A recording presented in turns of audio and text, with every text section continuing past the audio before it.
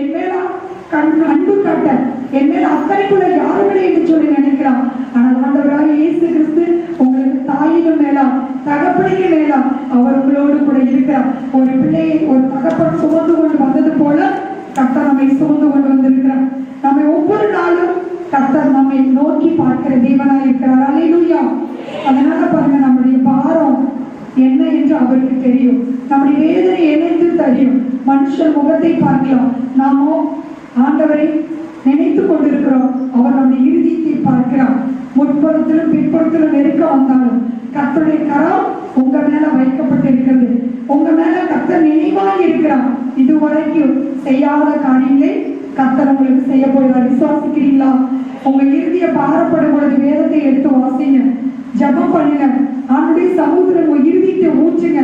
கர்த்தர் உங்களுக்கு அடைக்கலமாய் இருக்கிறார்.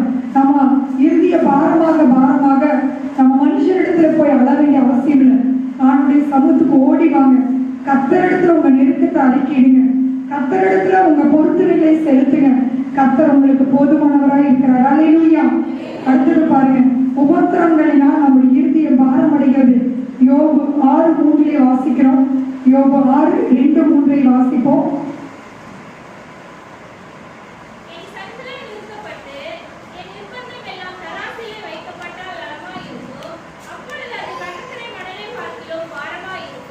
யோபு சொல்லுகிறார், என்னுடைய சஞ்சலம் எல்லாம் நிறுத்தப்பட்டு என்னுடைய உபத்திரம் எல்லாம் தராசிலே வைக்கப்பட்டால் நலமாயிருக்காது. கடற்கரை மணலை பார்க்கிலும் பாரமா.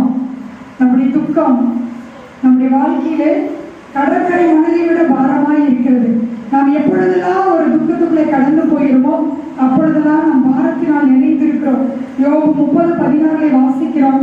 உபத்திரவத்தின் நாட்கள் என்னை பிடித்துக் கொண்டது என்று யோபு சொல்கிறான். நம்முடைய வாழ்க்கையிலும் கூட உபத்திரத்தின் நாட்கள் நம்மை பிடித்துக் கொண்டிருக்கலாம். ஆனால் ஆண்டவர் சொல்கிற உபத்திரத்தை பார்த்து அவர் நம்மை அற்பமாய் எண்ணாத தேவன், அருவருக்காத தேவன், அவருடைய முகத்தை நமக்கு மறைக்காத தேவன். எத்தனை நஷ்டங்கள், இழப்புகள், தோல்விகள் நம்முடைய வாழ்க்கையில வரலாம்.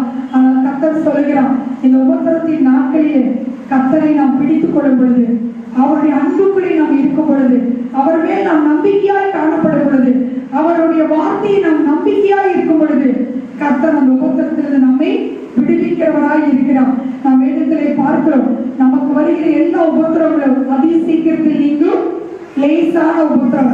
யோபுவுக்கு ஆண்டவர் அதி சீக்கிரத்திலே அந்த உபத்திரத்தின் நாட்களை மாற்றினார். முன்னிலையை பார்க்கிய பின்னரவே கர்த்தர் வெட்டிப்பாக ஆசீர்வதித்தார். நமக்கும் கூட முன்பாக இருந்ததை விட கர்த்தர் பிந்தின ஆசீர்வாதம் வெட்டிப்பாக இருக்கும். அல்லேலூயா. இதுவரைக்கும் நம்ம பெற்றுக்கொண்டதை விட 2 மடங்கு நன்மைகளை கர்த்தர் நமக்கு வைத்திருக்கிறார். 2 மடங்கு ஆசீர்வாதத்தை கர்த்தர் நமக்கு வைத்திருக்கிறார். நம்முடைய வாழ்க்கையில பாரம் வரும் பொழுது கர்த்தர் மேல வைத்து விடுவோம். கவலைகள் வரும் பொழுது, கவலை நம்மை தாக்கும் பொழுது கர்த்தரிடத்திலே நாம் சொல்லுவோம். அவர் நம்மை விசாரிக்கிறார், அவர் நம்மை ஆதரிப்பார். நமக்காக கர்த்தர் எல்லாவற்றையும் செய்து முடித்து விட்டார். எல்லாவற்றையும் அவர் நமக்காக உண்டு பண்ணி வைத்திருக்கிறார். நம்முடைய விசுவாசம், நம் தேவன் மேல் வைத்திருக்கிற அந்த நம்பிக்கை எல்லா ஆசீர்வாதத்தை கர்த்தர் நமக்கு சுதந்திரித்துக் கொள்ள வைக்கும். அல்லேலூயா. வேதத்திலே பார்க்கிறோம், யாத்ரா 18:18 மோசே சொல்லுகிறான். யாத்ரா 18:18 வாசிப்போம்.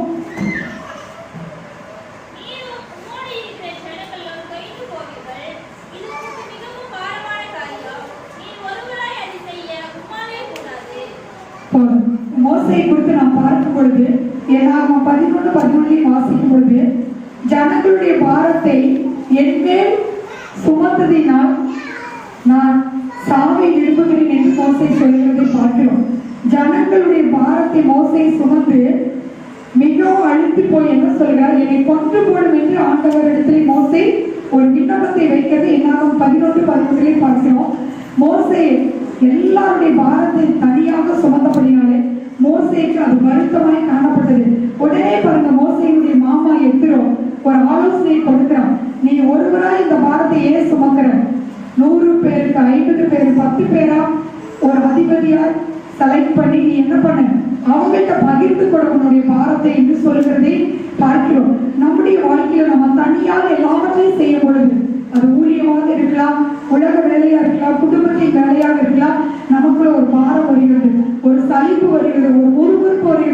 இங்க மோசே பாருங்க, தேவனாலே தெரிந்து கொள்ளப்பட்டவர். தேவன் மோசே மேல் அவ்வளவு கிருபைகளை வைத்தான். ஆனால் மோசே என்ன சொல்லுகிறான்? என்னை கொன்று போடு, நீர் எனக்கு இவ்வளவு மிச்சின பாரத்தை என் மேல வைத்தீர் என்று சொல்லுகிறான். நிறைய பேர் நம்ம இடத்துல பாரங்களை சொல்லும் பொழுது, அவங்களுடைய கவலைகளை சொல்லும் பொழுது அவங்கள விட நம்ம பாரமாயிடும். உண்மைதான். அவங்களுடைய பாரங்கள் நம்ம இடத்துல அவங்க சொல்லும் பொழுது அவங்களை காட்டில நம்மளுடைய இறுதி அதிக பாரத்தினால நிரம்புகிறது. ஆனா ஆண்டவர் சொல்றாரு, மற்றவங்களுடைய பாரத்தை நம்ம சுமந்தாலும் நம்முடைய பாரத்தை நம்ம சுமந்தாலும் நம்ம சுமக்க வேண்டிய அவசியம் இல்லை. ஆண்டவர் சொல்றாரு, என்னிடத்திலே வாருங்கள், நான் உங்களுக்கு இளைப்பாறுதலை வைத்திருக்கிறேன். என்னுடைய முகத்தை நீங்கள் உங்கள் மேலே ஏற்றுக்கொள்ளுங்கள், நான் உங்களுக்கு இளைப்பாறுதலை கொடுக்கிறேன் என்று சொல்கிறார். அல்லேலூயா. இன்றைக்கு நாம் பாரமான யாவற்றையும் தள்ளிவிட்டு ஓடுபடி கர்த்தர் உங்களை தெரிந்து கொண்டிருக்கிறார். எபிரேயர் 12:1 வாசித்து பாருங்க. பாரமான யாவற்றையும் நம்மை சுற்றி இருக்கிற பாவத்தையும் தள்ளிவிட்டு விசுவாசத்தை துவக்கிறவரும் முடிக்கிறவருமாய் இருக்கிற இயேசுவை நோக்கி பொறுமையோடு ஓடுகிறோம். அல்லேலூயா. நமக்கு எவ்வளவு பாரங்கள் இருந்தாலும் ஆண்டவர் இடத்துல நாம் வைத்து விடுவோம். அந்த பாரத்தை நாம் தள்ளிவிட்டு ஓடுவோம். நீங்க பாரத்தை தள்ளாம ஆண்டவருக்காக ஓட முடியாது. ஒரு வெற்றியான வாழ்க்கை வாழ முடியாது. ஆண்டவருடைய வரிக்கு நம்ம ஆயத்தமா இருக்க முடியாது. மனுஷகுமாரனுக்கு முன்பாக நிற்க பாத்திரவன்களை எண்ணப்படுவதற்கு இந்த லௌகீக பாரத்தை நாம் உதறிவிட்டு ஓட வேண்டும். நம்முடைய இருதயம் இந்த பாரத்தினாலே பாரம் அடையக்கூடாது. நம்முடைய இருதயம் இந்த உலக கவலைகளினாலே பாரம் அடையக்கூடாது. கர்த்தருக்குள்ளே நம்ம ஒவ்வொரு நாளும் மகிழ்ச்சியோடு இருக்கும் பொழுது நம்முடைய இருதயத்தின் காரியங்களெல்லாம் கர்த்தர் நிறைவேற்றுகிறவராக இருக்கிறார். நம்ம எல்லாருக்கும் தெரிந்த பாடல், கர்த்தர் மேல் ஒரு பாரத்தை வைத்து விடு என்று சொல்லி இந்த பெர்கமன்ஸ் பாடலை பாடுவோம். இந்த பாடலை பாடும் பொழுது கர்த்தர் உங்களுக்கு அற்புதங்களை செய்வார். நீதிமான்களாய் நம்மை தள்ளாட கர்த்தர் ஒருபோது விட மாட்டார். நீதிமான் தள்ளாட விட மாட்டார், நித்தமும் காத்து நடத்திடுவார். நீதிமான் தள்ளாட விட மாட்டார், நித்தமும் காத்து நடத்திடுவார். கர்த்தரை பாரத்தை வைத்து விடு, கலங்கி தவிக்காதே. அவரே உன்னை ஆதரித்தார், அதிசயம் செய்வார். அவரே நம்மை ஆதரித்தார், அதிசயம் செய்வார். என்றும் அவரை மகிழ்ந்திருப்போம், இதய விருப்பம் நிறைவேற்றுவார். என்றும் அவரை மகிழ்ந்திருப்போம், இதய விருப்பம் நிறைவேற்றுவார். கர்த்தர் பாரத்தை வைத்து விடு, கலங்கி தவிக்காதே. அவரே உன்னை ஆதரிப்பார், அதிசயம் செய்வார். அப்படியே நம் கண்களை மூடி கேட்டுக்கொண்ட வார்த்தையை நினைவு கூர்ந்து நாம் அவருடைய சமூகத்தில் ஒரு நிமிடம் செபிக்க போகிறோம். கர்த்தர் மேல் உன் பாரத்தை வைத்து விடு, அவர் உன்னை ஆதரிப்பார். இந்த வார்த்தை உங்களுக்காக தான், உங்கள் ஒவ்வொருவருக்காக. இதுவரைக்கு வருத்தத்தோடு, சஞ்சலத்தோடு, பாரத்தோடு நாம் வாழ்ந்து கொண்டிருக்கலாம். ஆண்டவர் சொல்லுகிறார், உன்னுடைய நுகத்தை என்னிடத்தில் கொண்டு வா, உன்னுடைய பாரத்தை என்னிடத்தில் கொண்டு வா, நான் உன் ஆத்துமாவிலே இளைப்பாறுதலை தருவேன், உன் சரீரத்திலே பலனை கொடுப்பேன் என்று சொல்லுகிறார். அவர் நம்மோடு கூட இருக்கிறார். அவருடைய சமூகத்திலே நாம் வந்திருக்கிறோம். கர்த்தர் நம்மை ஒவ்வொருவரையும் சமாதானத்தோடு அனுப்ப போகிறார். நம்முடைய இறுதியில் இருக்கிற எல்லா பாரங்களையும் நெருக்கங்களையும் அவரிடத்திலே வைத்து விடுவோம். கர்த்தர் நமக்கு அடைக்கலமாய் இருக்கிறார். கர்த்தர் நமக்கு அனுகூலமும் துணையுமாய் இருக்கிறார். அவரே நம்மை உயர்த்துகிற தேவனாய் இருக்கிறார். நன்றி அப்பா, நன்றி அப்பா, உங்களுக்கு ஸ்தோத்திரம் ராஜா. இங்க வந்திருக்கிற ஒவ்வொருவருடைய இருதயத்தையும் நீர் அறிந்தவராய் இருக்கிறீர். ஆனால் வெளியே சொல்ல முடியாத துக்கத்தோடு வந்திருக்கலாம், பாரத்தோடு வந்திருக்கலாம். நிந்தைகளும் அவமானங்களும் அனைவருடைய குற்றச்சாட்டுகளும் எங்கள் வாழ்க்கையை நெருங்கி கொண்டிருக்கலாம்.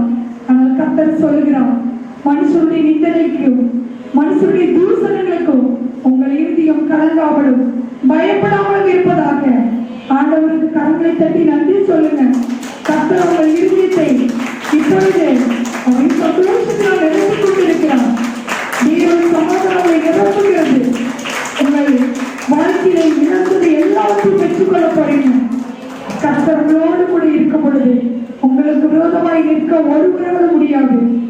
உங்களுக்கு விரோதமாய் ஒரு பிரச்சனையிலும் ஜெயம் எடுக்க முடியாது.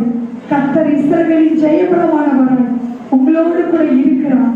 அனாந்தரத்தை நீங்கள் கடந்து போவீர்கள். கர்த்தர் அதை செழிப்பாய் உங்களுக்கு வைக்கப் போகிறார். தண்ணீரை கடந்தாலும், ஆறுகளை கடந்தாலும், அக்கறையிலே நடந்தாலும் கர்த்தர் உங்களோடு கூட இருக்கிறார். நீங்கள் தொய்த்து போய் வந்திருக்கிறீர்களா? விடாய்த்து போய் வந்திருக்கிறீர்களா? கர்த்தர் உங்களை நிரப்பிக் கொண்டிருக்கிறார்.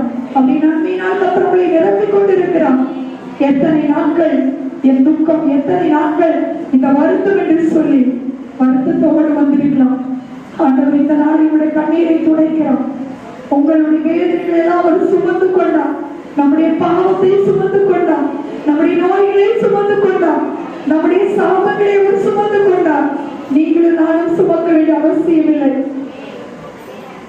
என் நோய்கள் தீர்த்தா, என் நோய்கள் தீர்த்தா, சாபமான சிலுவையில் என் நோய்கள் தீர்த்தா, என் நோய்கள் தீர்த்தா, சாபமான சிலுவையில்,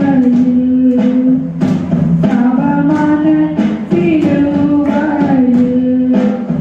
நான் என் சுமப்பேன், நான் என் சுமப்பேன், இந்த இயேசு சுமந்ததே.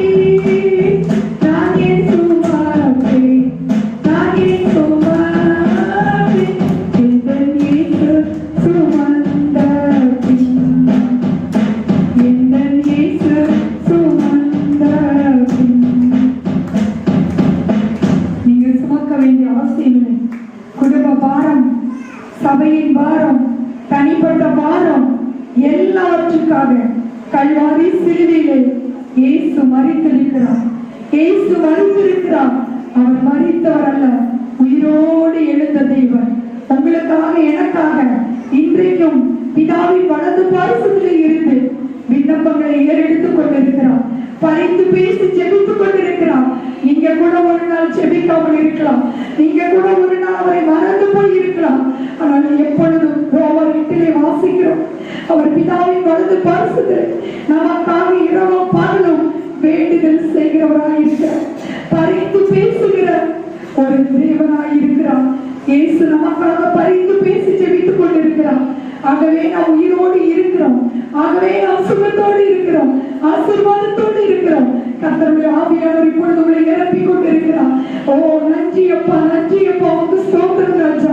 ஒவ்வொருவருடைய முகத்திலும் உங்களுடைய பிரகாசத்தை, பாரத்தையும் இப்பொழுது நீர் மாற்றினதற்காக உங்க நன்றி தகப்பனே.